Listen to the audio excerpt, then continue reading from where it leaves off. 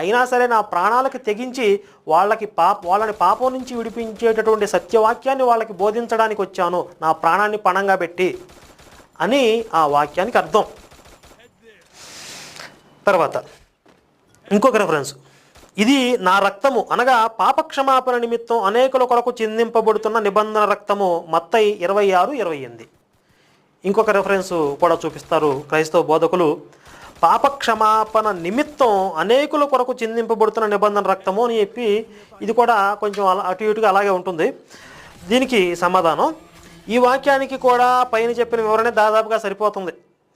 ఆ వాక్యం ఈ వాక్యం కొంచెం సిమిలర్గానే ఉన్నాయి కనుక పెద్ద తేడా ఏం లేదు. ఆ వివరణ దీనికి కూడా సరిపోతుంది.